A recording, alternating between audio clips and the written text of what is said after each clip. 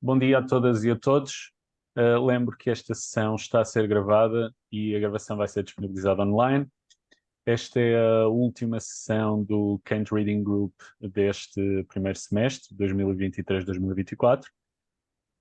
Continuamos na senda da apresentação e discussão de textos, não só, mas também de membros do Kent Reading Group. Depois de há 2 semanas o Diogo Carneiro ter apresentado um interessantíssimo artigo da Susana Cadilha e do Francisco Lisboa sobre as vulnerabilidades no chamado construtivismo kantiano, eu tomei a liberdade de, sem pudor algum, convidar a Beatriz Rodrigues, cujo trabalho tenho vindo a conhecer e de resto a apreciar, de a convidar a apresentar para discussão um artigo meu sobre a relação entre a estética de Kant e filosofias da arte contemporâneas. A Beatriz, a quem desde já agradeço a generosidade na aceitação deste convite e deste desafio. A Beatriz é doutoranda, perdão, em filosofia no King's College de Londres e bolseira de investigação da FCT. O seu projeto de investigação incide sobre o conceito de grotesco, com especial atenção para o modo como este conceito se inscreve nas teorias estéticas de Kant e de Hegel. Além disso, completou um mestrado em filosofia, com uma dissertação sobre o pensamento político de Max Stirner e uma licenciatura em ciência política e relações internacionais.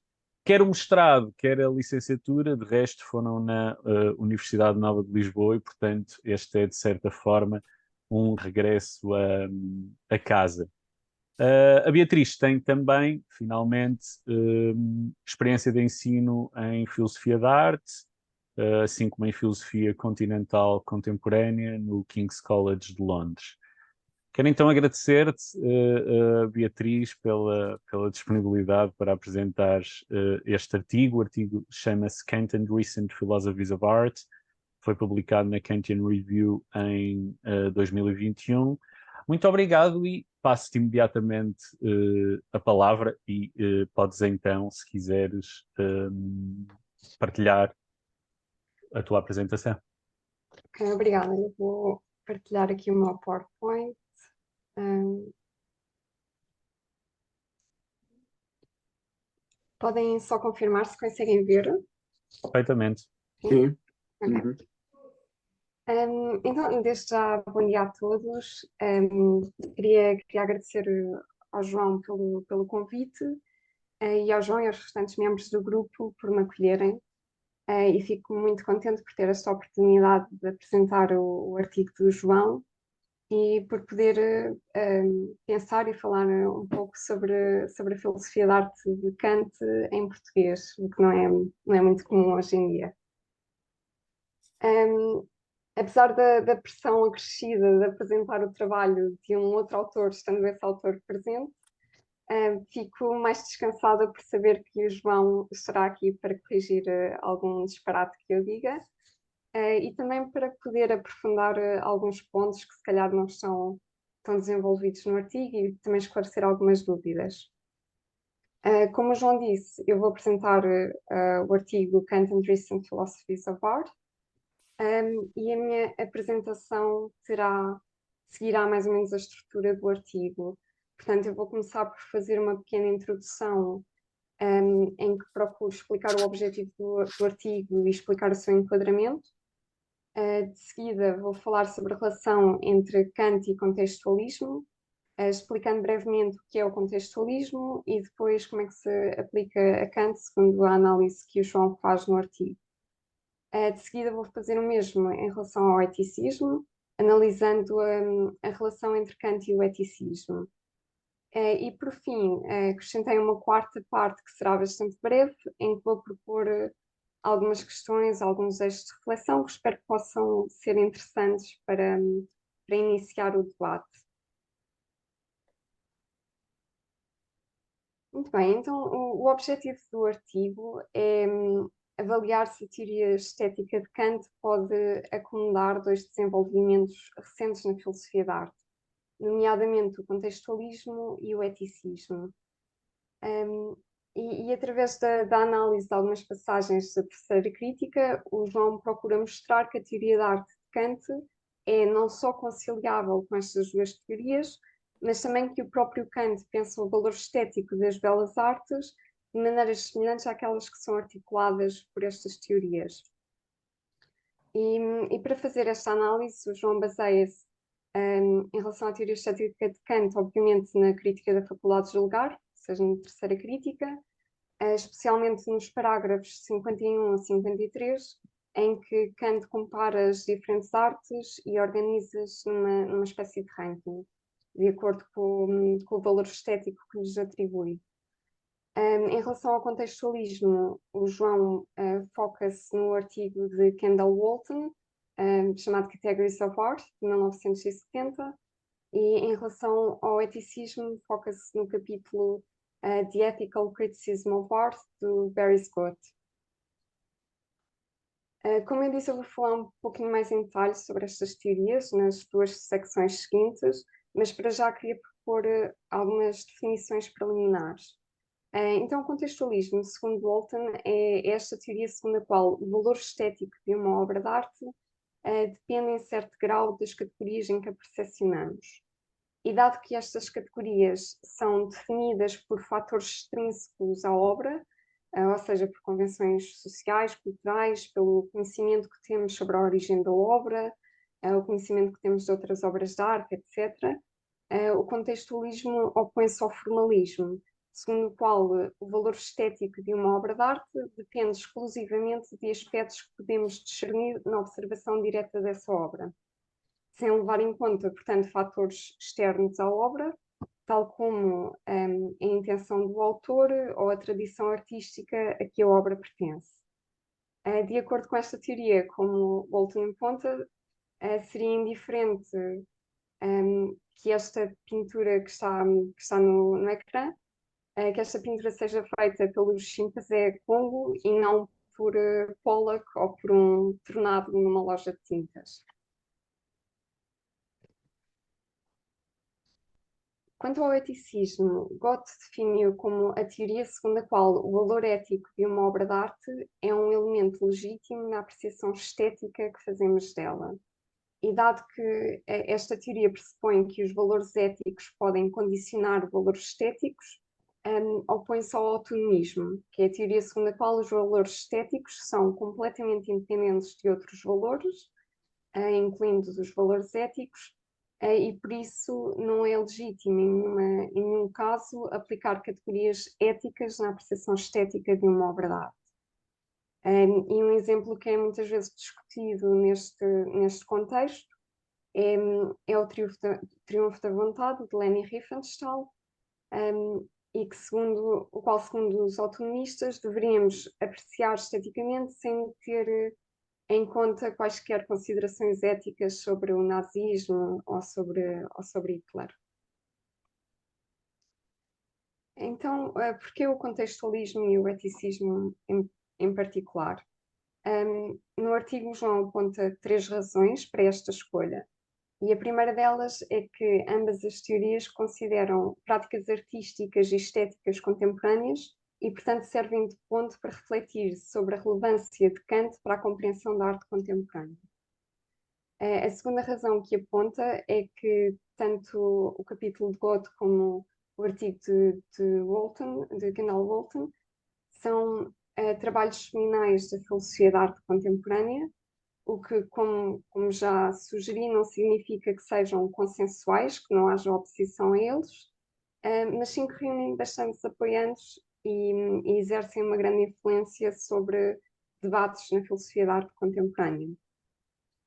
Por fim, e talvez a razão mais interessante, é que tanto uma teoria como outra têm alguns correlatos na literatura secundária sobre a estética de Kant, e em especial a leitura que o João propõe desestabiliza uma visão bastante comum de Kant como um precursor do formalismo e do autonomismo. Como vimos, são dois movimentos em oposição explícita ao contextualismo e ao eticismo.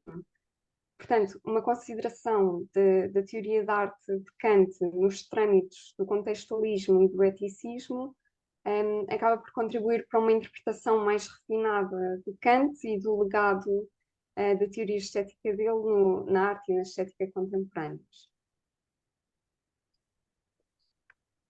Então, na primeira secção do artigo, o João procura demonstrar que Kant compara o valor estético das belas artes com base no que é necessário e variável para as belas artes em geral e para cada tipo e subtipo delas. Eu vou começar por falar um bocadinho em mais detalhe sobre o contextualismo, para depois analisar as formas como, segundo o João, podemos encontrar marcas do contextualismo na terceira crítica. Então, o contextualismo, como já disse, é a teoria segundo a qual a nossa apreciação estética de uma obra de arte, ou seja, o valor estético que lhe atribuímos, é condicionada pelas categorias em que percepcionamos essa obra. E categorias aqui é um termo que Walton deixa deliberadamente aberto e algo vago, que abrange formas de arte, materiais, géneros, estilos artísticos, etc. E pode ter maior ou menor grau de especificidade. Podemos ter uma categoria geral como música e uma categoria bastante mais específica como sonatas de piano ao estilo de Beethoven. Segundo Walton, estas categorias são definidas por fatores extrínsecos à obra, como outras obras de arte com que somos familiares, como o modo como fomos introduzidos à obra, as expectativas que temos em relação a ela, etc. O que não significa, obviamente, que ao contactar com uma nova obra, ela não tenha também repercussões nas categorias que nós aplicamos, seja por confirmá-las, por as refutar, por expandir, etc. Então, o Walton pensa que as categorias com que compreendemos uma obra de arte condicionam o valor estético que lhe atribuímos, porque, desde logo, determinam a forma como percepcionamos as características sensoriais da obra, ou seja, características como as cores, as formas, as proporções de uma pintura. E determina a nossa percepção dessas características, filtrando-as como características padrão, variáveis ou contrapadrão. Características padrão, segundo Walton, são características que determinam a pertença de um objeto a uma determinada categoria ou classe, como, por exemplo, a bidimensionalidade, no caso da pintura, enquanto as características variáveis são características que não afetam a pertença de um objeto a uma determinada classe, como, por exemplo, a cor vermelha ou a cor verde em relação a uma pintura. Por outro lado, as características contrapadrão são aquelas que tendem a desqualificar um objeto da pertença a uma determinada classe. E aqui poderíamos pensar, no caso da pintura, na tridimensionalidade. Então, segundo Walton, o facto de percepcionarmos uma característica como padrão, variável ou contrapadrão afeta a relevância estética que lhe atribuímos. Isto porque tendemos a valorizar muito mais as características padrão, as características variáveis, e a desvalorizar esteticamente as características padrão, que são aquelas que são partilhadas por todos os membros do mesmo grupo e que, portanto, não servem como grande indicador para comparar o valor de cada um e o valor entre eles. Pronto, e a ideia do Walton, apenas para completar este quadro, é que as qualidades estéticas que nós atribuímos a uma pintura, como beleza, elegância, vivacidade, harmonia, etc., assentam sobre as características sensoriais dessa obra, ou seja, coisas como cores, formas, proporções, etc. Portanto, ao afetar, ao condicionar, ao filtrar a nossa percepção das características sensoriais de uma obra, as categorias com que compreendemos uma obra de arte acabam por repercutir-se no valor estético que lhe atribuímos. E Para reforçar o seu argumento, Walton propõe o exemplo das Guernicas, a que o João também alude no artigo. Então, Walton pede-nos que imaginemos uma sociedade em que há um género artístico chamado Guernicas, que consiste em versões da Guernica de Picasso em baixo relevo. Portanto, para essa sociedade, ao contrário do que sucede na nossa, a Guernica de Picasso seria compreendida na categoria de Guernicas em vez de na categoria de pintura. E o que Walton procura argumentar é que isso afeta o juízo estético que faríamos sobre a Guernica de Picasso. Portanto, ao contrário do que sucede na nossa sociedade, para a sociedade das Guernicas, as figuras na pintura de Picasso são esteticamente irrelevantes porque são partilhadas por todos os membros desta categoria de Guernicas.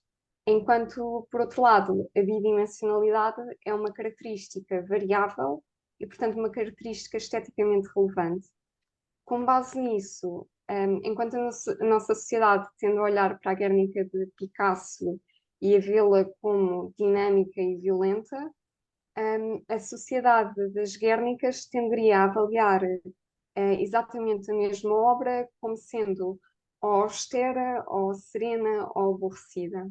Portanto, um juízo estético muito distinto consoante a categoria que aplicássemos. Então, como é que isto se aplica a Kant e à terceira crítica? No artigo, o João começa por notar que, obviamente, Walton recorre a uma terminologia muito distinta da de Kant, mas é possível observar alguns correlatos na terceira crítica, um, com conceitos centrais na filosofia de Walton. O primeiro deles é este conceito de características padrão, que são aquelas que determinam a pertença de um objeto a uma determinada classe. E em Kant, segundo o João, temos algo semelhante, algo análogo, no parágrafo 43 e noutros da terceira crítica, onde Kant estabelece critérios para que um objeto seja considerado arte, ou seja, para que seja classificado na categoria arte. Mas como o João aponta, estes critérios são mais corretamente entendidos como condições necessárias do que como características padrão. Isto porque, supostamente, a sua ausência não tenderia apenas a desqualificar um objeto enquanto obra de arte, mas desqualificá-lo-ia necessariamente, ou seja, tendo este valor de necessidade. Em segundo lugar, Walton fala de propriedades estéticas e de efeito estético indiscriminadamente, para se referir ao valor estético que atribuímos a uma obra de arte. Em Kant, obviamente, a noção de propriedades estéticas é estranha e é difícil de conciliar com a sua teoria, porque Kant argumenta que a beleza não é uma propriedade do objeto, mas que reflete sim o estado mental do sujeito. Ainda assim, como o João aponta, isso não significa que esta análise de contextualismo em Kant deixe de fazer sentido, porque o conceito de Kant de juízo de gosto ou do juízo de belo pode acomodar a noção de efeito estético e depende desta ideia de efeito estético que a representação de um objeto tem sobre o sujeito. Portanto, aquele que é relevante apurar neste caso, como argumentou João, é se os juízos de gosto, tal como são concebidos por Kant, dependem de alguma maneira da forma como percepcionamos as características de uma obra, tal como dependem as propriedades estéticas de Walton. Em terceiro lugar, Walton usa o conceito de categorias, obviamente de uma maneira muito distinta da que usa Kant, e com um sentido que não é o sentido técnico que a filosofia de Kant lhe atribui. O termo categorias em Walton, como já disse, é um termo bastante vago e flexível, que abrange formas de arte, materiais, géneros, estilos, etc. E que serve de referência para filtrar as características de uma obra como características padrão, variáveis ou contrapadrão. Segundo o João, e como se tornará mais claro no decurso do argumento, existe algo análogo em Kant, nos parágrafos 51 a 53, quando ele fala de tipos e subtipos das belas artes e classifica-os tendo em conta aquilo que é necessário e variável para cada categoria.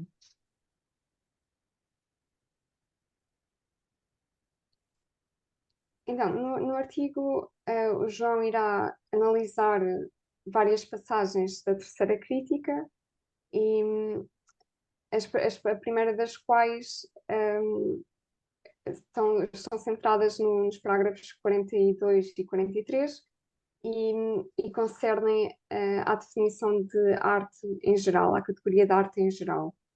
E no parágrafo 43, Kant começa a estabelecer as condições necessárias para que algo seja considerado arte, ou seja, para pertencer à categoria arte, em contraposição aos favos de mel que são construídos pelas abelhas.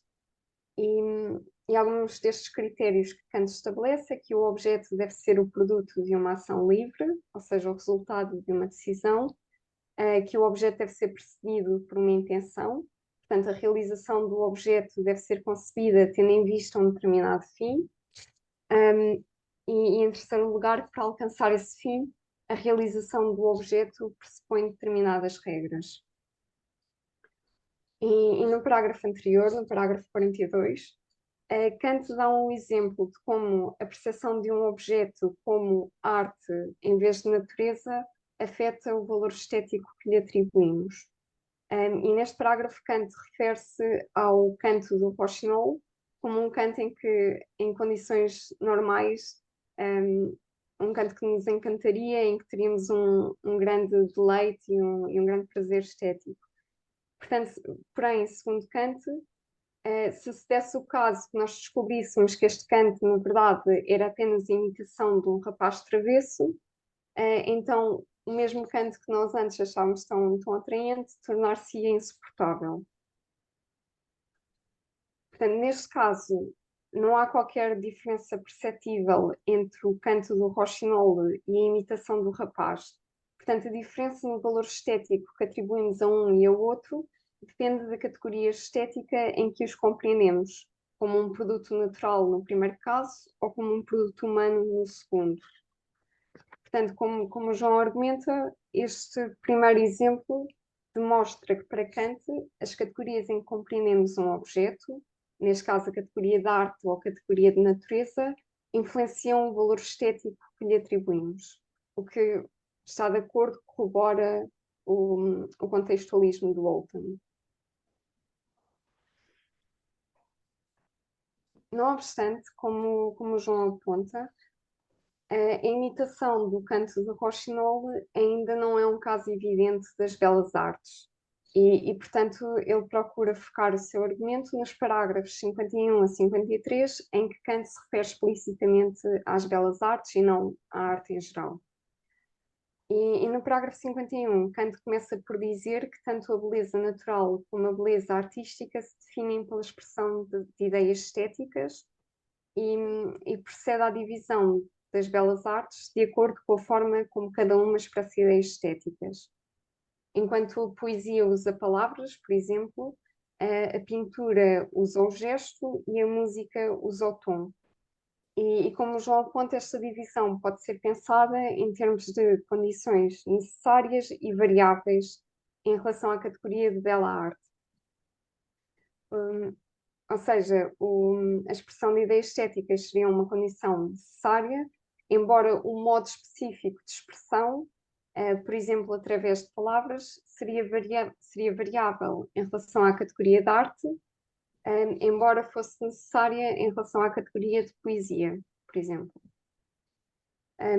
E a João, no artigo, foca-se no exemplo da pintura e da jardinagem ornamental para desenvolver um bocado esta ideia. Então, segundo Kant, a pintura e a jardinagem ornamental diferem das artes não figurativas, como a literatura ou a música, porque expressam ideias estéticas na intuição sensível, através da formação de figuras no espaço. Em segundo lugar, diferem de outras artes figurativas, como a escultura e a arquitetura, porque são a arte da aparência e não da verdade sensível. Ou seja, as suas figuras são consideradas apenas como dadas aos olhos, à visão, segundo a sua aparência e não na sua extensão corporal. Por fim, embora Kant considere que tanto a pintura propriamente dita como a jardinagem ornamental apelam apenas à visão e concernem a aparência dos objetos, ainda assim distingue a pintura da jardinagem, porque a pintura concerne à bela descrição da natureza, que dá aos seus produtos apenas a aparência da extensão corporal, enquanto a jardinagem consiste na composição bela dos produtos da natureza, enquanto coisas corpóreas. E o João pega nesta distinção entre pintura e jardinagem ornamental para propor um exemplo de como a percepção de um objeto como pintura ou como um jardim afeta o juízo estético que fazemos sobre ele. Então, no artigo, o João pede-nos para pensar numa pintura de uma paisagem que nós consideremos bela. E neste caso eu trouxe uma paisagem de Provença de Cézanne. E o João então pede-nos para que pensemos nesta mesma paisagem como se fosse um jardim real, ou seja, de acordo com a categoria de jardim e de acordo com a categoria da jardinagem ornamental. Neste caso é óbvio que há um equívoco de categorias, é porque aquele que é uma característica padrão da pintura, a ausência de tridimensionalidade, de objetos tridimensionais, seria aparentemente a mesma característica que desqualificaria o objeto enquanto jardim. Ou seja, por esta ausência de objetos tridimensionais, como ervas, arbustos, árvores, etc. Porém, admitindo que conseguimos superar esta confusão de categorias e aceder ao pedido do João, é provável que nós formássemos um juízo distinto sobre o objeto consoante o víssemos como uma pintura ou como um jardim real. Então, enquanto pintura, o facto de este objeto ser plano é uma característica necessária e, portanto, esteticamente irrelevante, enquanto aquele que tenderíamos a valorizar seriam as cores, as formas, e com base nelas poderíamos olhar para esta pintura como sendo expressiva, serena ou qualquer outro atributo que queiram pensar. Por outro lado, olhando para este mesmo objeto enquanto jardim, a ausência de plantas, em vez de ser esteticamente irrelevante, é uma característica muito ostensiva e é uma característica com base na qual tenderíamos a apreciar esteticamente este objeto como vazio ou morto. Okay? Portanto, aqui esta variação nas categorias que aplicamos teria repercussões no juízo estético que fazemos sobre o objeto. Ainda assim, mesmo que este exemplo seja plausível, isto ainda não demonstra, então, isto ainda não demonstra que no valor estético que Kant atribui às belas artes, ele de facto considera as categorias em que se baseiam, em que as compreende. Portanto, o João considera que as evidências textuais mais fortes a favor de uma leitura contextualista de Kant encontram-se no parágrafo 53, em que Kant compara o valor estético das diferentes artes com base no modo como expressam ideias estéticas. E nesse parágrafo é claro que os diferentes tipos de arte têm não só modos distintos de expressar ideias estéticas, mas que esses modos distintos de expressão têm valores estéticos distintos, ou seja, há uns que são melhores que outros e por isso algumas artes ocupam uma posição mais elevada que outras. E nesta avaliação do valor estético das belas artes, Kant toma como critério o grau em que cada arte expande e fortalece as nossas faculdades cognitivas e proporciona cultura à nossa mente. De acordo com este critério, a poesia ocupa a posição mais elevada, é a arte mais elevada, enquanto a música ocuparia a posição mais baixa. Portanto, como argumenta o João, estas passagens demonstram que Kant compara o valor estético das diferentes artes de acordo com a categoria belas artes, tomando a expressão de ideias estéticas como uma condição necessária dessa categoria e atentando no modo e no grau variáveis em que essa condição é realizada, no modo como essas ideias são expressas nas diferentes artes. E Kant faz o mesmo dentro de cada tipo de arte, avaliando, por exemplo, a pintura como a arte mais elevada entre as artes figurativas, levando em conta o que é necessário ou variável em relação à categoria das artes figurativas.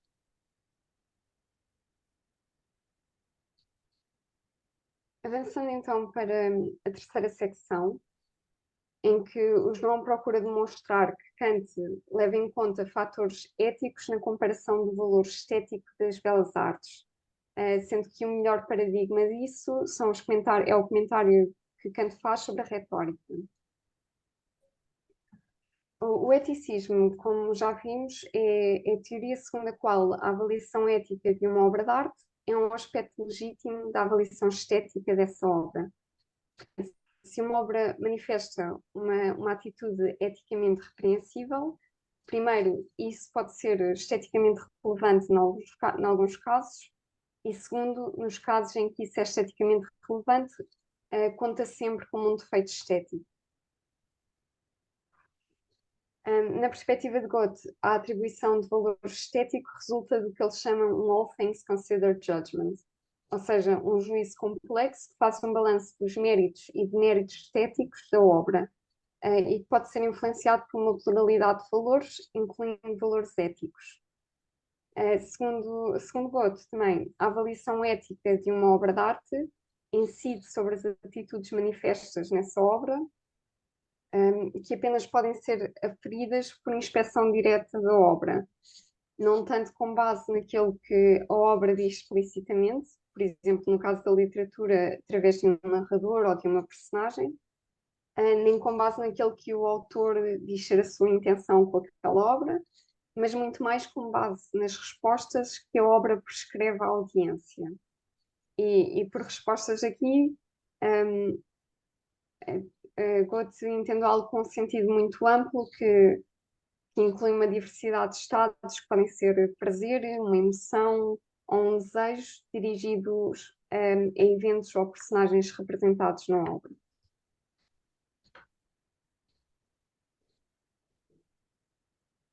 Segundo Goethe, a resposta prescrita para uma obra de arte é merecida se e apenas se a audiência responder da maneira que é prescrita. Portanto, uma resposta pode não ser merecida se, em primeiro lugar, a obra for ineficaz em inspirar a resposta prescrita, e podemos pensar no caso de um drama que é tão melodramático que inspira escárnio em vez de empatia, e neste caso a obra falha porque suscita uma resposta diferente daquela que prescreve. Por outro lado, uma resposta também pode não ser merecida se for considerada inapropriada. E aqui um exemplo muito simples seria o de uma piada racista, que não deixaria de ter piada se não fosse eticamente repreensível. Ou seja, é uma piada que, por um lado, nós achamos minimamente divertida, mas, por outro, também achamos que seria inapropriado rirmos dela. E, neste caso, a obra falha em suscitar a resposta que prescreve, porque a audiência resiste a adotar essa resposta. E aparentemente os valores éticos podem ser relevantes tanto num caso como no outro de insucesso, porém tenderão obviamente a ser mais relevantes no segundo caso, quando achamos que uma resposta é inapropriada por motivos éticos. Em qualquer dos casos, aquele que é percepcionado como um defeito ético numa obra torna-se esteticamente relevante, ou seja, torna-se um defeito estético, sempre que nos inibe de responder à obra da maneira que é por ela prescrita.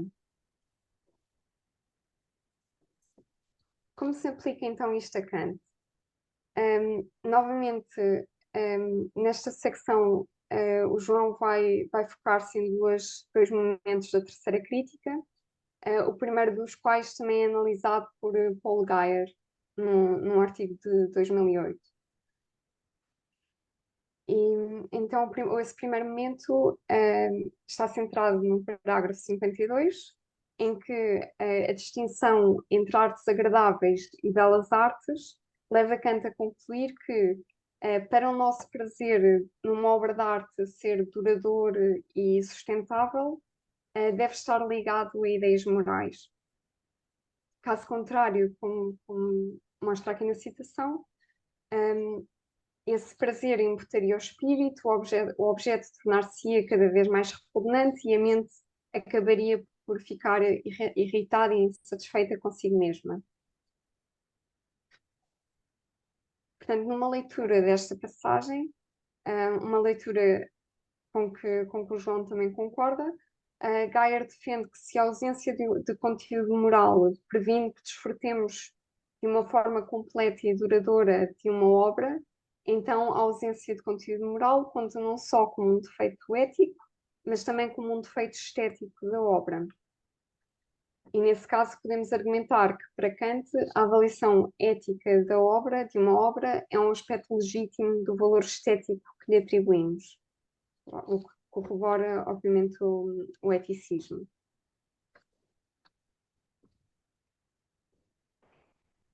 De seguida, o João foca-se no parágrafo 53, em particular na comparação que Kant estabelece entre o valor estético da poesia e da oratória, para, por um lado, reforçar as evidências textuais, as bases textuais para uma leitura eticista de Kant, e, por outro, para salientar um aspecto que a análise de Geyer descurava. Então, no parágrafo 53, Kant elogia a poesia como a mais elevada das belas artes e diz que ela joga com a aparência ilusória, produzindo a seu belo prazer, sem com isso enganar. A retórica, por outro lado, entendida como oratória, ou seja, como a arte de persuadir ou de iludir pela bela aparência, procura, segundo Kant, conquistar as mentes dos ouvintes e privá-los de liberdade, fazendo com que os ouvintes adiram irrefletidamente às palavras do orador, sem terem a oportunidade de realmente ajuizar devidamente sobre o seu conteúdo. Nesse sentido, o sucesso da oratória depende para Kant do engano e da manipulação do público, o que a torna pouco digna.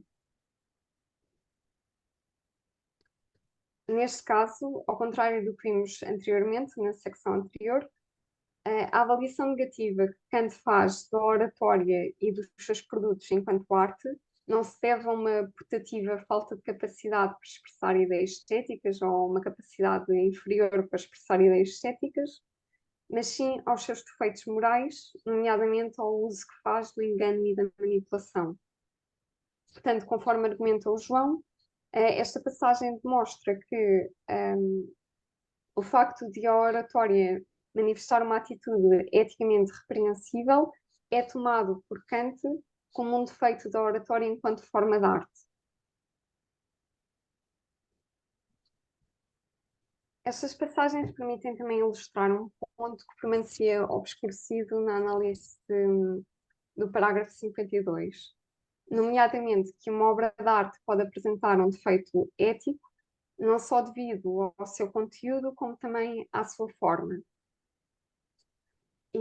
E como o João argumenta, o argumento de Geyer assentava exclusivamente sobre o conteúdo de uma obra de arte. Enquanto, por outro lado, os comentários de Kant sobre a oratória demonstram que um defeito ético pode ser esteticamente relevante também devido à sua forma. Aliás, Kant diz mesmo que, mesmo que a oratória defenda um propósito nobre, mesmo assim os meios que usa, o engano, continuam a ser moralmente reprováveis e continuam a refletir-se negativamente no valor da oratória enquanto obra de arte.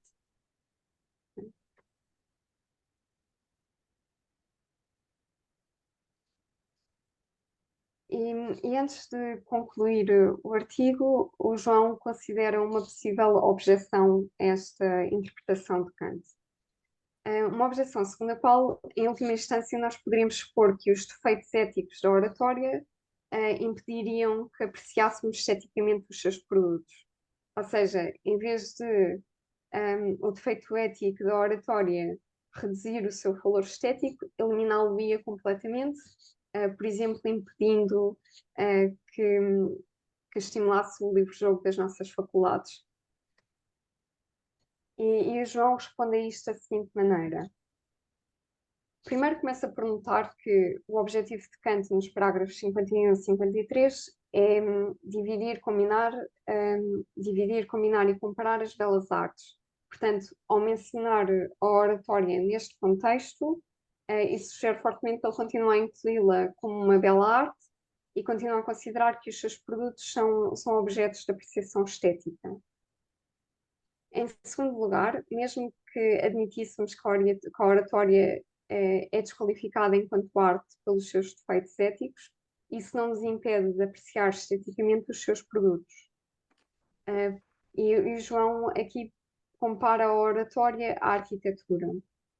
No caso da arquitetura, poderia ser feito o argumento de que o facto de o objeto estar tão subordinado a um determinado fim é um potencial obstáculo ao livre jogo da imaginação e, portanto, é que esse objeto se torna um objeto de apreciação estética. O mesmo não sucede com a retórica, em que não há qualquer restrição substancial ao livre jogo da imaginação, portanto, não há nenhum obstáculo imediato à fruição estética da obra, do produto da oratória. O que sucede, pelo contrário, é que podemos ter motivos éticos para nos abstermos de desfrutar esteticamente da obra. Portanto, o que está aqui em causa não é tanto a resposta imediata ao objeto, mas sim um juízo de segunda ordem sobre se essa resposta é ou não é apropriada. De qualquer maneira, como o João também argumenta, independentemente de o valor estético da oratória ser apenas reduzido ou ser nulo, a verdade é que esse valor estético continua a ser determinado em grande medida por considerações éticas. Portanto, os comentários de Kant sobre a oratória são paradigmáticos da relevância que ele concede a críticas éticas na apreciação estética de uma obra de arte, o que demonstra a sua concordância com o eticismo.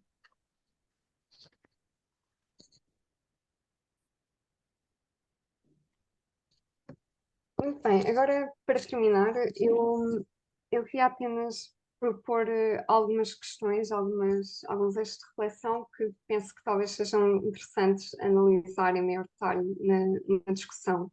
E o primeiro deles concerne o que me parece talvez ser o ponto crítico do artigo do João, ou aquele que me parece talvez mais frágil ou precisa de ser mais bem ancorado, que é a questão de até que ponto é que aquilo que Kant está a fazer nos parágrafos 51 a 53 pode ser considerado uma atribuição de valor estético.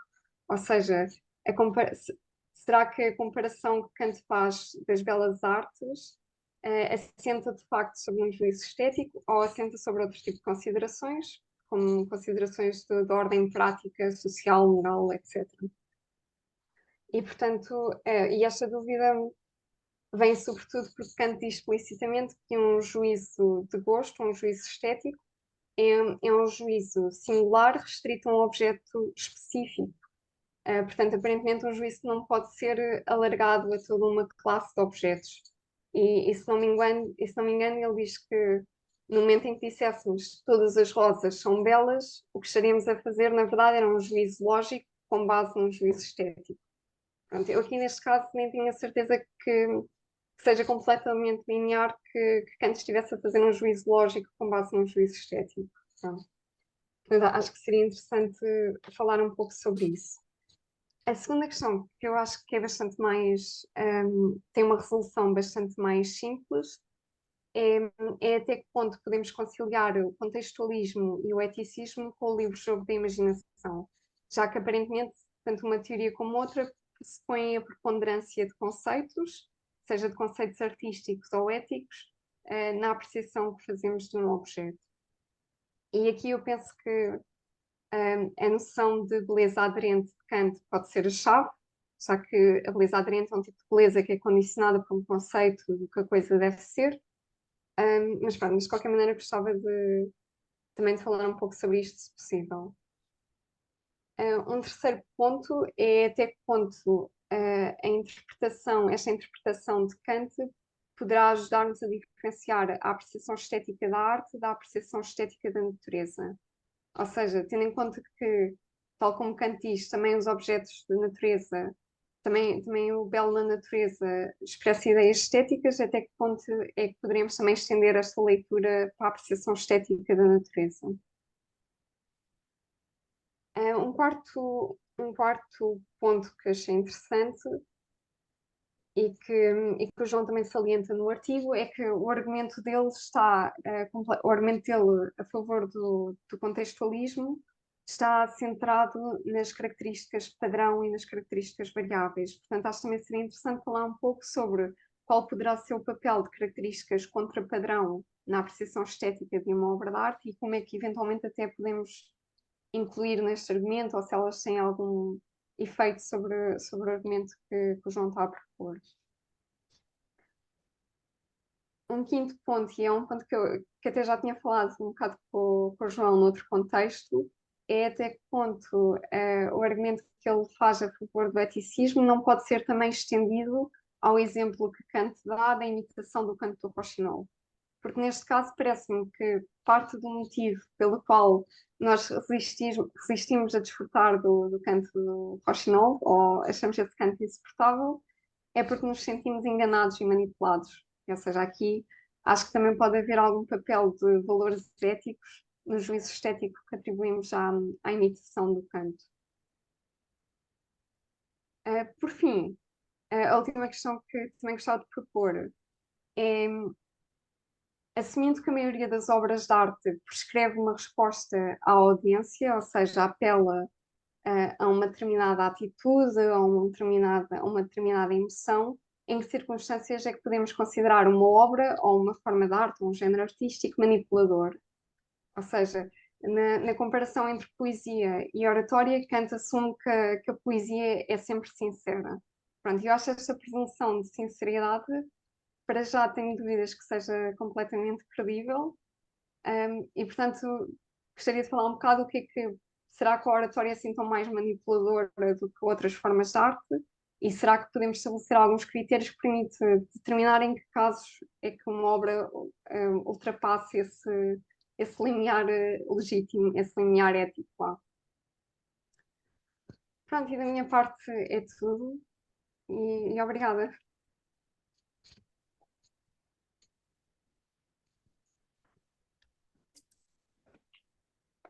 Obrigado, Beatriz, por esta rigorosíssima apresentação do artigo. Parece quase uma tradução, mas com notas críticas também, que eu agradeço. E tudo isto no rigorosíssimo cumprimento do tempo. Portanto, mais uma vez, obrigado pela amabilidade e pela competência. Apesar de tu teres deixado no final uma série de questões interessantíssimas, eu, em primeiro lugar, abriria a discussão para os outros participantes, para quem tiver mais questões.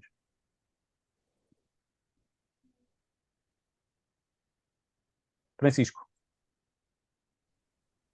Olá, muito obrigado, Beatriz, pela apresentação. Eu se calhar começava porque a minha pergunta bate. Eu tive esta pergunta durante a apresentação e bate com o quinto ponto que estava apresentado agora no último slide. Porque eu sou muito pouco versado na estética kantiana, mas realmente, sendo que tenho ideia que Kant compreende o objeto, o belo como objeto, como um símbolo da moral, ou seja, o belo como símbolo do bem moral.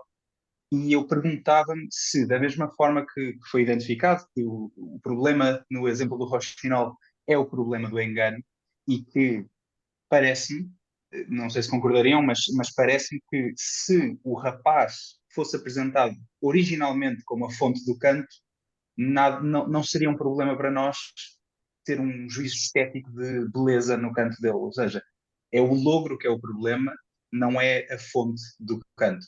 E, portanto, a minha pergunta era se nós podemos compreender esta extensão do eticismo ao exemplo do Rochinol como exclusiva ao exemplo do Rochinol, ou se existe uma extensão do problema do eticismo ao contextualismo, na medida em que, mesmo no contextualismo e quando estávamos a falar das Guernicas, o novo contexto das Guernicas, se existe ainda aí uma primeira ordem e uma segunda ordem em ação, e as duas seriam possivelmente separáveis, digamos.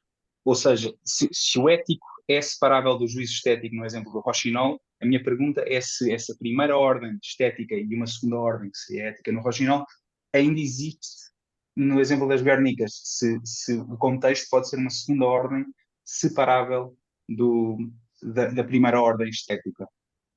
Não sei se está fazendo sentido essa pergunta, mas...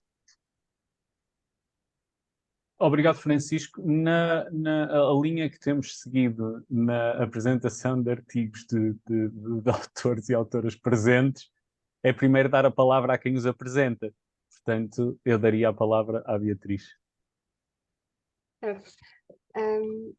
Obrigada pelas questões. Eu não tinha certeza se compreendi a aplicação ao exemplo das Guernicas, mas comentando para já a questão do canto do Rochinol, eu penso, ou seja, no texto, se bem me lembro, Kant não aponta a questão do logro, aliás, nem fala da questão do logro como sendo determinante naquele exemplo, porque acho que, ou seja, se não estou a interpretar erradamente, o ponto que ele está a tentar comunicar é que, neste caso, é mesmo a fonte do canto que importa, porque apenas nos objetos naturais é que podemos ter um interesse imediato, não é? Que é essa a expressão que ele usa.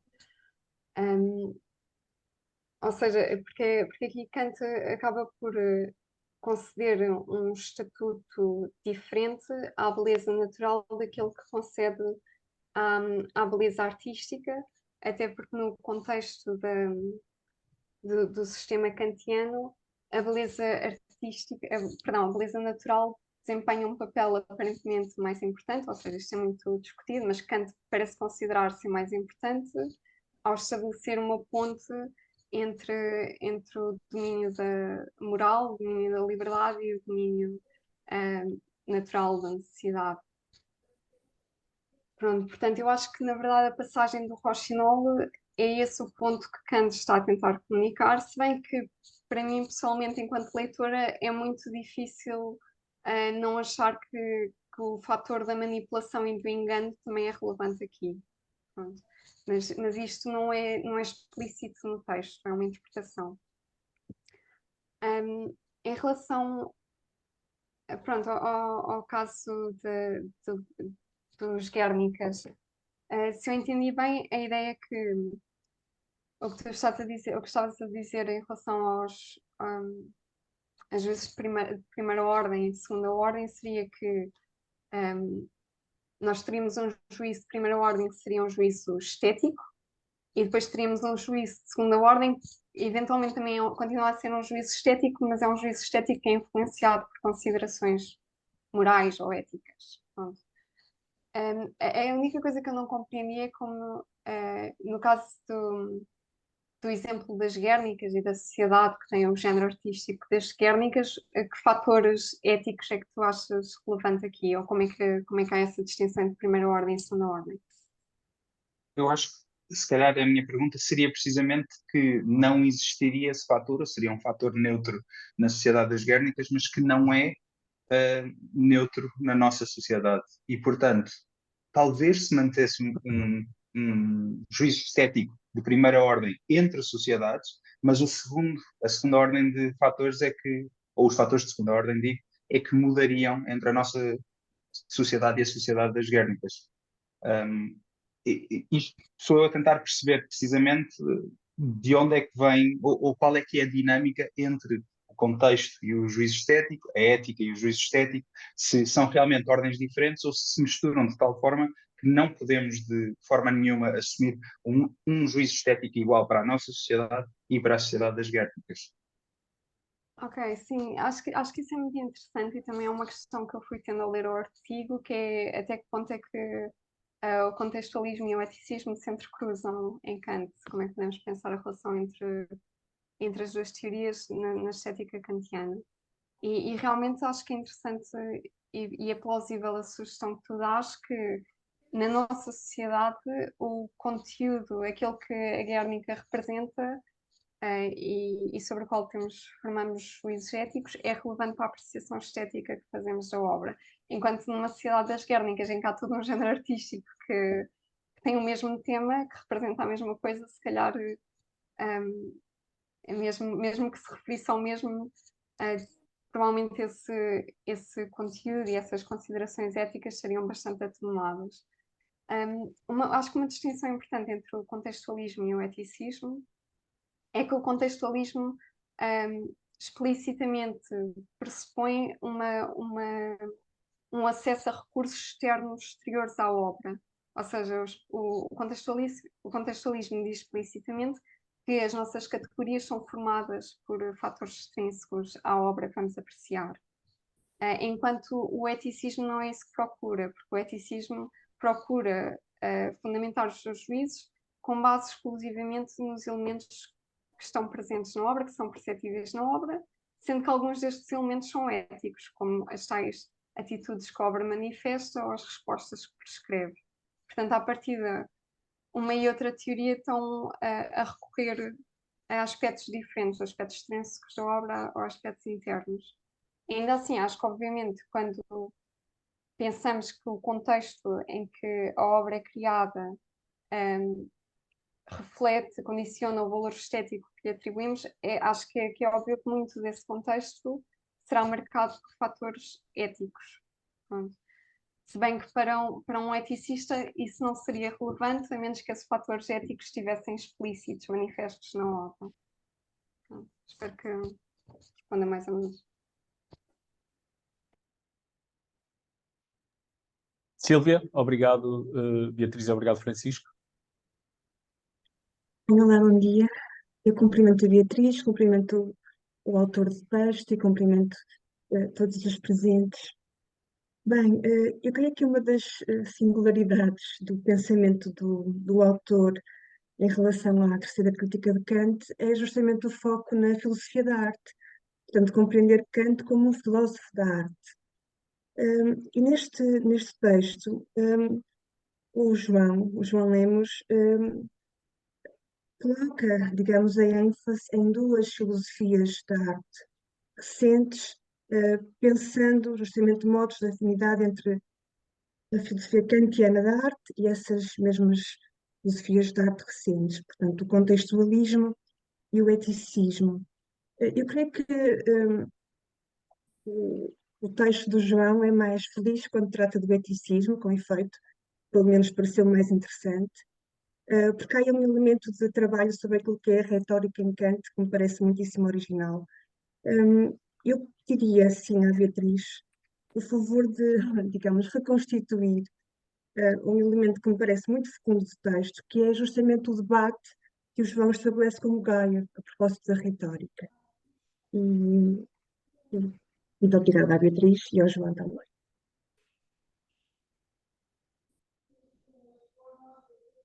Obrigada pela questão. E João, também, novamente, ou seja, se sentes que a minha resposta deixa algo incompleto ou que estou a fazer uma interpretação incorreta das tuas ideias, por favor, intervém. Não, de todo, pelo contrário. Um, ok, sim, eu também acho que realmente a análise que o João faz dos comentários de Kant sobre a retórica são extremamente convincentes e acho que sustentam muito bem o argumento que ele está a propor de que, de facto, Kant acha que fatores éticos são legítimos na apreciação estética de uma obra ou de uma forma de arte, neste caso. A relação com o Geyer. O Geyer tem um capítulo em que fala sobre um bocado sobre a história do eticismo, focado em teorias estéticas do século XVIII, porque procura, o que ele está a tentar mostrar é que há uma leitura simplista de Kant, segundo a qual Kant é o precursor, é um dos fundadores do autonomismo e do formalismo, ou seja, desta ideia de que os valores estéticos são completamente independentes de valores éticos, que a estética é um domínio autónomo à parte da moral. E aquilo que Geyer faz nesse artigo é analisar vários momentos da terceira crítica em que considerações éticas são relevantes para pensar o valor estético da arte e de produtos estéticos, de objetos estéticos em geral. E um desses momentos que Geyer analisa é o parágrafo 52. Sim, é o parágrafo em que. Desculpa, é o parágrafo. Desculpem, é o parágrafo 52, sim. Em que Kant diz algo muito interessante, que é para o prazer na arte ser duradouro, então tem de estar ligado a ideias morais. Porém, acho que, em geral, o João concorda e aceita o argumento que é feito pelo Geyer e a interpretação que o Geyer propõe, e aquilo que diz é que as conclusões que o Geyer tira ainda são limitadas no sentido em que estão restringidas ao conteúdo da obra, ou seja, pensa que o que está aqui em causa é só se a obra contém ideias morais ou não, e não atenta no modo como essas ideias morais podem ou não ser veiculadas. E no caso da oratória, o que é muito interessante é que este exemplo mostra claramente que, mesmo quando uma obra tem ideias sem um conteúdo moral, mesmo quando a obra é moralmente louvável, que a forma que tem de comunicar essas ideias é através da manipulação, então isso invalida, deslegitima, tira valor à obra. Pronto. E eu acho que isto é um argumento que eu acho que é muito forte e que é muito plausível, e acho que também pode ser muito pertinente para muitas obras de arte contemporâneas, quando pensamos, por exemplo, no recurso ao choque em muita da arte contemporânea, e que muitas vezes até pode ter um fim meritório, ou seja, chamar a atenção para a violência contra as mulheres ou alguma coisa assim do género, mas ao usar o choque como uma forma de tentar alcançar, comunicar esse fim, até que ponto é que isso não pode ser visto como manipulador, como estando a apelar às nossas emoções e não propriamente a uma adesão refletida a esse propósito. Portanto, eu não sei se respondi inteiramente à questão. Sim, muito obrigada. Foi claríssimo. Obrigada, Beatriz. Obrigado, Silvia, Beatriz. Temos Vasco, a seguir Sérgio e depois professor António Marques. Temos algum tempo, mas eu pedi alguma brevidade. Certo.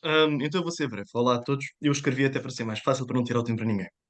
Portanto, estou-me a ouvir bem, certo? Ótimo. Portanto, eu tinha enfim, para apimentar a discussão, eu tinha uma objeção a colocar. Eu queria uma objeção a colocar à interpretação é feita do 5.2.3.2.6. Portanto, no parágrafo onde se tenta estabelecer a relação entre o pensamento de Kant e a eticidade na compreensão da arte. Então, vou passar a ler. A passagem, tido isoladamente, concordo, ambígua. Não é líquido que as ideias morais sejam propriedade do objeto artístico, como se interpreta no artigo, e não do próprio sujeito. E a segunda hipótese, portanto, que as ideias morais são uma qualidade do sujeito, na verdade, e a meu ver, melhor enquadrada no pensamento de Kant. Veja-se 5.2.6.5, 5.3.5.6 e 5.4.7.9, tudo da mesma obra. Acontece que o termo moralische Ideen não significa conteúdo moral, mas, nos casos para que remeto, mas sempre uma disposição do sujeito, mais concretamente, uma disposição para a moralidade, isto é, um nível da permeabilidade do sujeito ao imperativo. Portanto, esta era a questão que eu queria colocar. Não sei se foi claro, se foi, eu posso reformular se for necessário. Isto é relativo ao parágrafo 52, não é? Há tal ideia que o prazer não belo tem de estar associado a ideias morais. Sim, eu acho que é uma ideia interessante. Não, sinceramente não tinha pensado nisso, mas acho que é uma crítica que se pode fazer, que aqui não é claro que Kant se esteja a referir ao conteúdo da obra e que essa ligação a ideias morais pode ser uma ligação que é dada no sujeito, pronto, e na disposição para a moralidade no sujeito. À partida não tenho assim, parece-me plausível a tua objeção, teria de pensar um bocado mais sobre isso, não sei se o João tem algum comentário em relação a isso. Não, só acrescentaria, obrigado pela nota. Eu não sei exatamente em que medida é uma objeção à articulação com o eticismo, porque eu mesmo que aceito a ideia de que as moralische Ideen estão mais ligadas a uma disposição para a moralidade do que propriamente um conteúdo moral, o despertar ou a ativação dessa disposição, segundo Geyer, seria aqui indispensável para que houvesse um prazer continuado na obra, que para isso contribui. E, portanto, não havendo essa promoção, então a obra terá menos valor estético na medida em que impede, ou pelo menos não promove o prazer continuado. E, portanto, eu acho que isso é articulável com um comentário, com a posição do Geyer, independentemente de estarmos a falar de conteúdo moral das obras ou de propriedades do sujeito ou de disposições morais do sujeito. E depois também penso que é articulável com a minha própria leitura, que tenta ir um pouco mais além da do Geyer nesse aspecto, que é os meios através dos quais essa disposição é engendrada ou promovida ou alimentada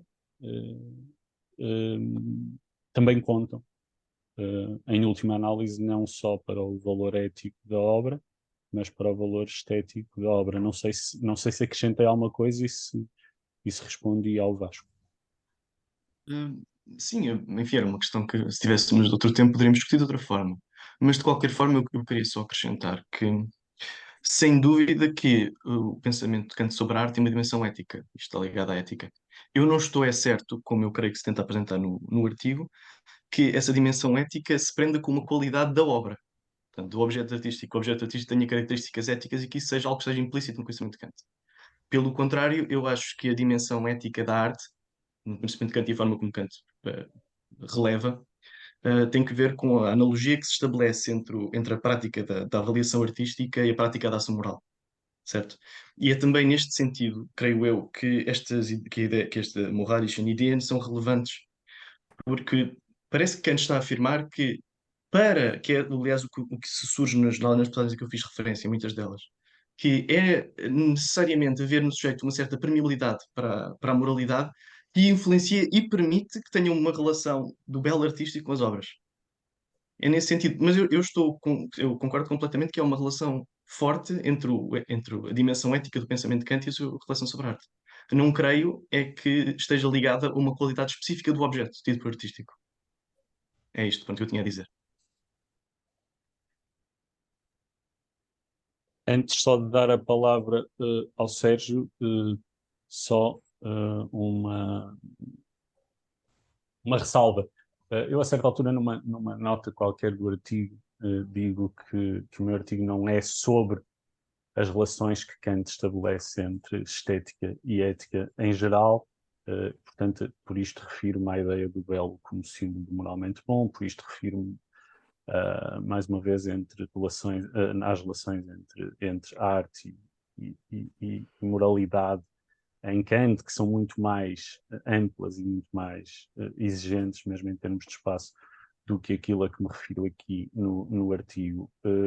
propriedade ou não, parece-me que o facto mais evidente de determinadas obras deliberadamente enganarem, ou artistas através de obras deliberadamente enganarem, são defeitos morais das obras que se transformam em defeitos estéticos, no entender de Kant.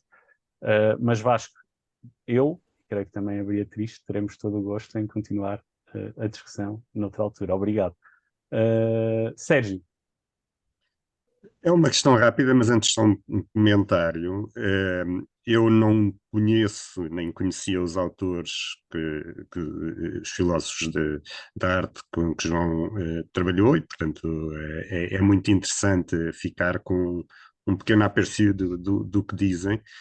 E agradeço à Beatriz a ter tido uma capacidade de me dar uma compreensão mais afinada. Isto não é uma falha do artigo de João. O João escreve para quem os conhece, portanto, não é para mim. Portanto, não tem que ter transmitir como a Beatriz fez, e, portanto, clarificou muita coisa. Agora, portanto, só uma questão que se prende, talvez, também com uma má interpretação minha do artigo e falta de informação, que é a seguinte: prende-se com a teoria ética, perdão, que a certa altura, Beatriz, dás o exemplo do triunfo da vontade.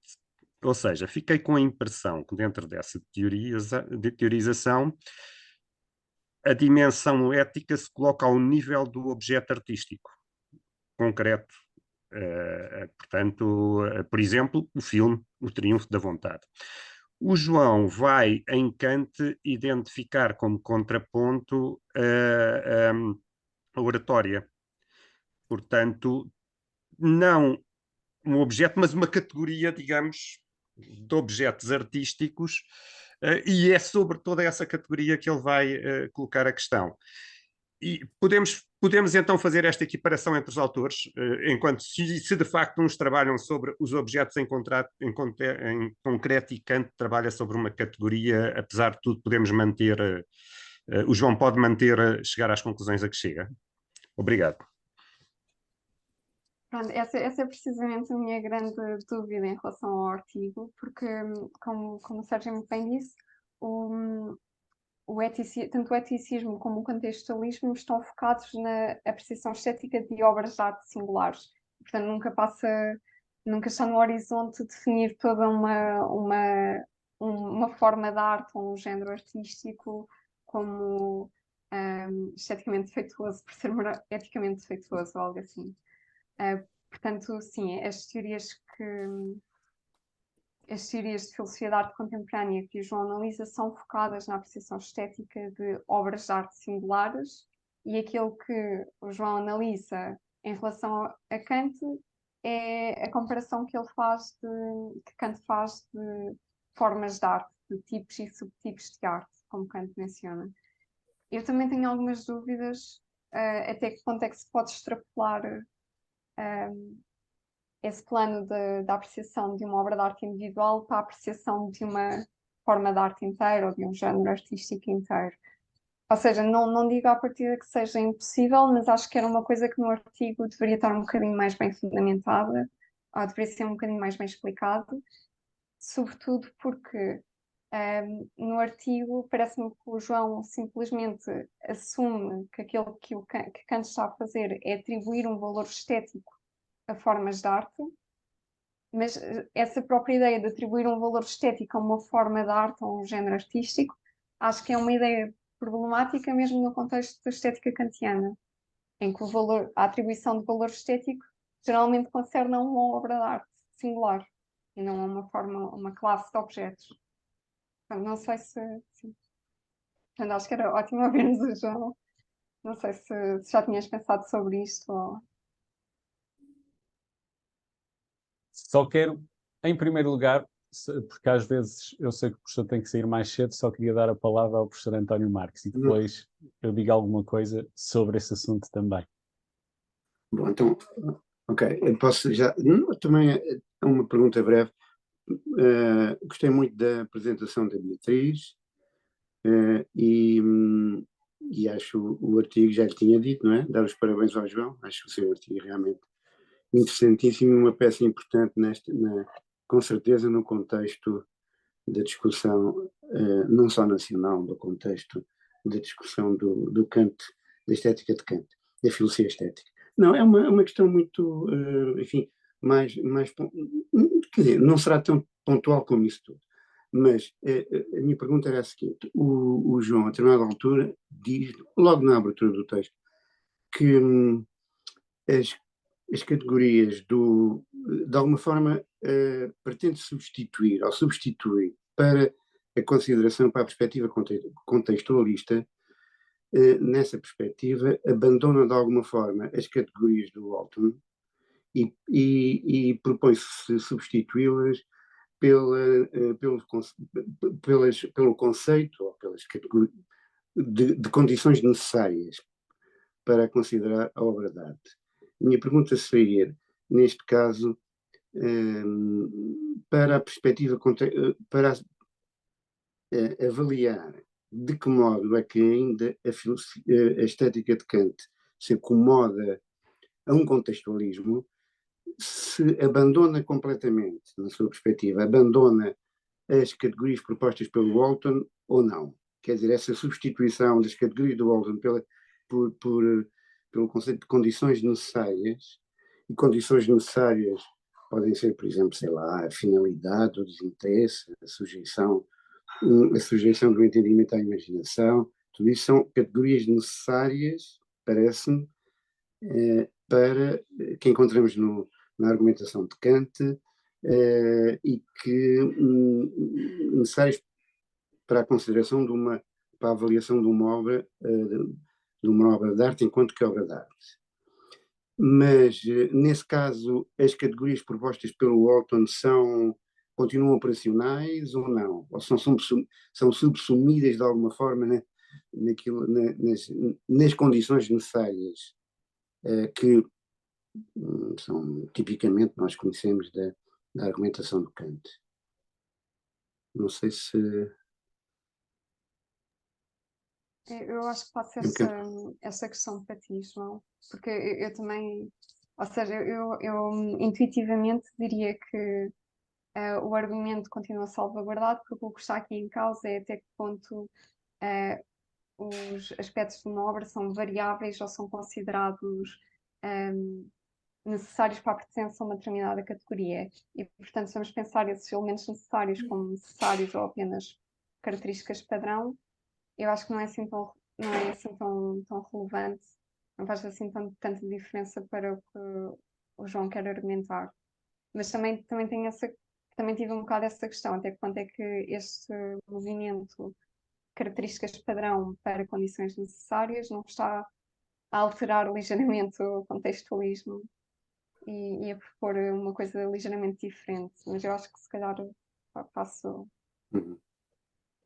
isso. Obrigado.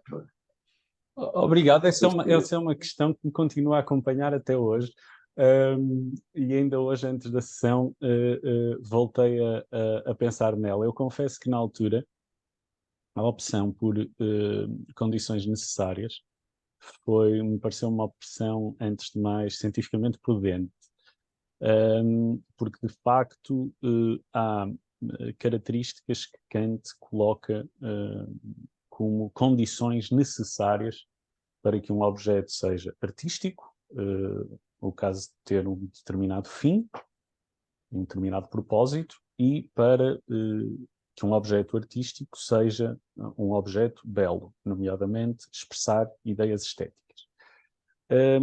E pensei nestas condições necessárias, também optei por aqui e por não falar em características padrão, portanto algo mais radical, condições necessárias e não meramente características padrão, porque não encontrei grandes exemplos de, digamos assim, condições que Kant considerasse que podem ser alteradas ao longo do tempo.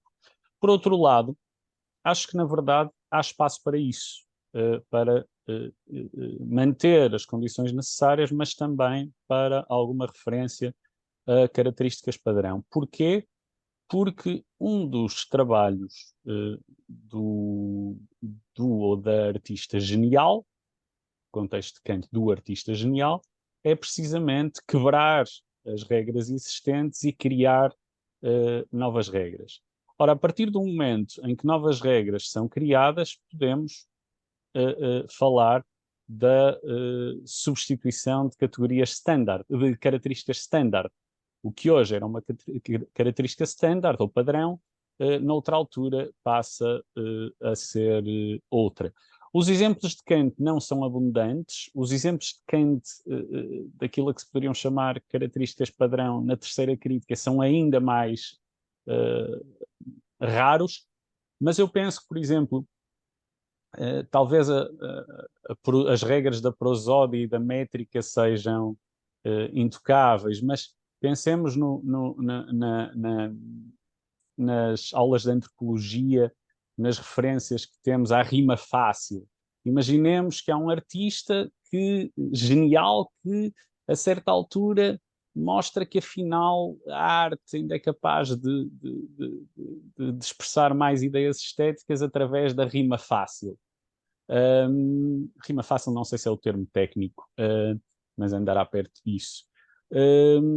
Se for capaz de fazer isso, então temos uma substituição de categorias padrão por outras categorias padrão e, portanto, temos algo mais do que condições necessárias. Mas as condições necessárias, creio que não deixam nem deixarão de existir no quadro da estética kantiana, principalmente da bela arte como expressão de ideias estéticas. De resto, tal como a bela natureza também expressa ideia estética. Só uma coisa muito rápida que parece unir, pode sintetizar ou unir as duas perspectivas, por isso da característica de padrão e as condições necessárias. Uma condição necessária, parece-me, enfim, além do texto do Kant, é ser aceito pela comunidade, gemeinschaftlich, digamos assim, aceito comunitariamente. E nesse sentido, aí entronca a constituição de um padrão também, que será substituído provavelmente, quer dizer, a música dodecafónica não começou a ser aceita gemeinschaftlich por uma comunidade a partir de uma certa altura, por exemplo. Mas não existia até aí esse padrão, por exemplo. Ok.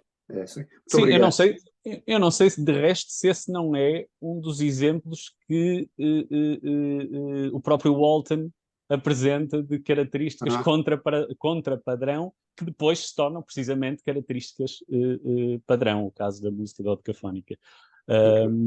E precisamente a aceitação pela sociedade é o que transforma em grande medida as características em características, as características contra padrão em características padrão. Portanto, não poderia concordar mais com a ideia do professor. Obrigado.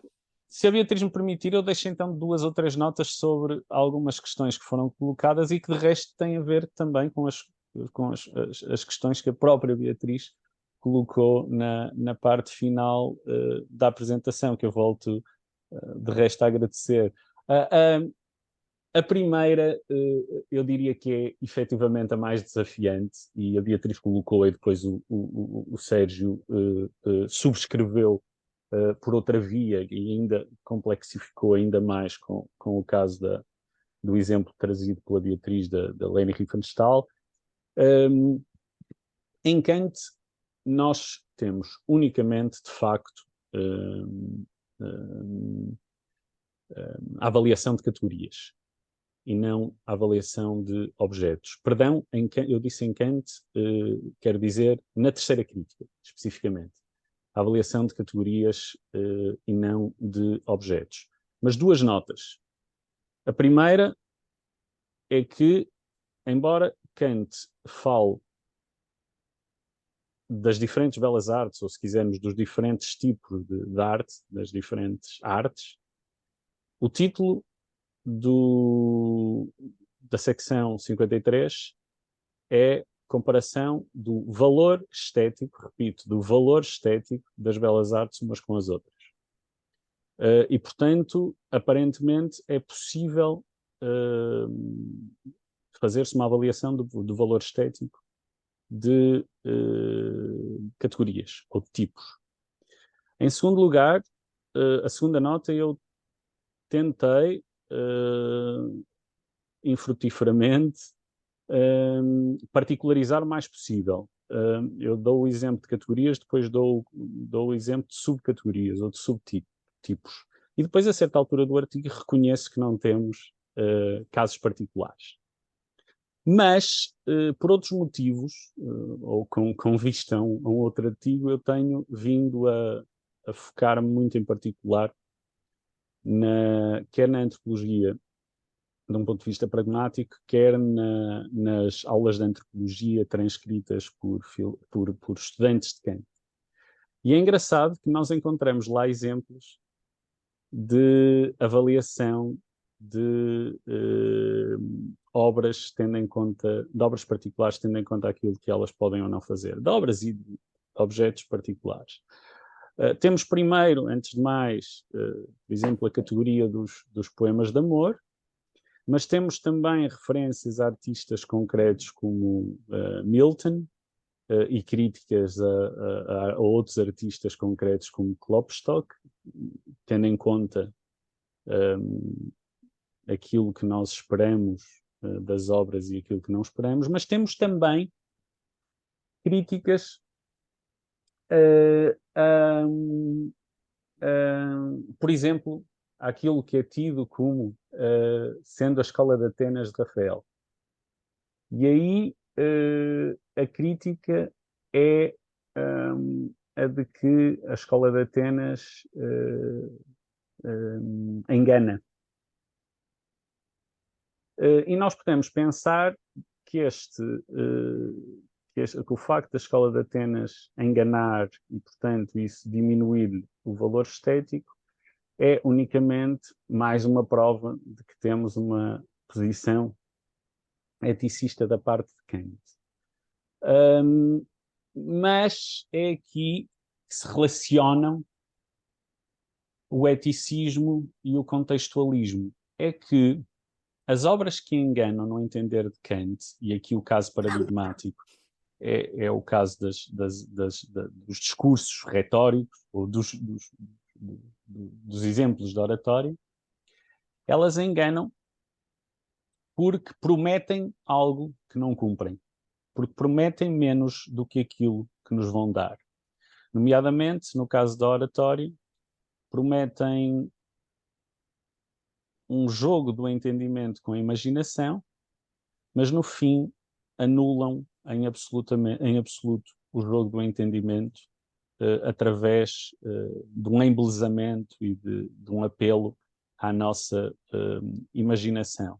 Ora, nesta ideia daquilo que a obra promete, está, a meu ver, contido o modo como nós somos introduzidos a determinadas categorias. Portanto, se uma obra ou um tipo de arte me promete algo, eu sou introduzido a essa obra ou a esse tipo de arte tendo em conta aquilo que ela me promete. E, portanto, eu imediatamente a enquadro, eu lhe atribuo características padrão que, se ela não me prometesse isso, se ela me prometesse outra coisa, eu não atribuiria. Ora, isto, a meu ver, mostra, por um lado, e concordo em absoluto com o que foi notado pela Beatriz e de resto pelo Francisco também, que há uma interseção do eticismo com o contextualismo. Mas, para responder diretamente à Beatriz e ao Sérgio no que diz respeito ao facto do juízo sobre o belo ser um juízo singular, restrito a um objeto específico, eu creio que temos espaço para pensar, com a Escola de Atenas, por exemplo, que se o objeto nos é apresentado como fazendo uma coisa e depois não a fazer, então nós podemos ter aí a aplicação também do contextualismo. De resto, eu não posso, de maneira nenhuma, obviamente, e tento o mais possível que Kant seja, ou tento o mais possível transmitir um Kant absolutamente coerente, mas o facto é que a terceira crítica é tão rica precisamente por causa das afirmações aparentemente contraditórias que aí encontramos. Depois, eu sei que há uma série de questões mais, mas tendo em conta o tempo e sinceramente a minha seleção das que me pareceram mais estimulantes, e permite-me essa seleção, só duas notas adicionais. Uma relativamente à discussão entre o Francisco e a Beatriz sobre o caso do Rochinol. Nós temos nessa passagem também a presença do engano, da manipulação. O professor António Marques traduz por fraude, a expressão é betrug, e o verbo betrugen é o que tecnicamente em Kant aparece como correspondendo ao enganar, se quisermos propositadamente, mais do que ao iludir. E já aí vou rapidamente, mas tudo isto para dizer que há uma interseção, de facto, de eticismo com categorismo, com contextualismo, mas em todo o caso, eu já não estou de acordo com o Francisco no que diz respeito à ideia de que a fonte não conta, se bem o entendi, a fonte do canto, porque não só se trata de sermos ou não sermos enganados, mas eu creio que há boas razões para pensarmos que nós valorizamos um canto no Rochinol precisamente por ser um som tido como, ou que associamos a uma música produzida por humanos, feito por um animal que se tem como sendo não racional. E, portanto, são diferentes as características standard que lhe vamos atribuir ou que não lhe vamos atribuir. E, portanto, penso que são as duas coisas. Há uma interseção do contextualismo, se quisermos, e com eticismo. E, por outro lado, aquilo que eu disse anteriormente, acho que também me remete, e isto não queria de maneira nenhuma deixar de dizer, na altura em que escrevi este artigo, eu não conhecia esta distinção, mas precisamente por causa de outro artigo que espero que vá ser publicado em breve, cheguei à distinção entre a ilusão e o engano.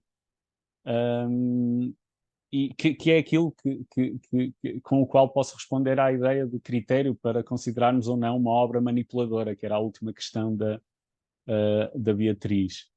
Ora, na antropologia, de um ponto de vista pragmático, nós temos a distinção precisamente entre ilusão e engano. Na ilusão, shine, aparência, que às vezes aparece traduzida também como ilusão, e isto cria-nos dificuldades adicionais, mas a aparência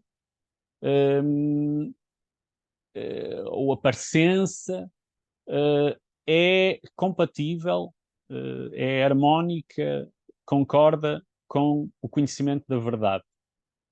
Enquanto no engano não há essa compatibilidade, essa harmonia. E, portanto, aquilo que se passa é que, enquanto no caso da poesia, nós, a partir do momento em que conhecemos a verdade, isto é, que a poesia promove um jogo livre da imaginação com o entendimento, nós consideramos isso coerente, harmónico com a própria apresentação da poesia. Portanto, temos aí um caso de ilusão.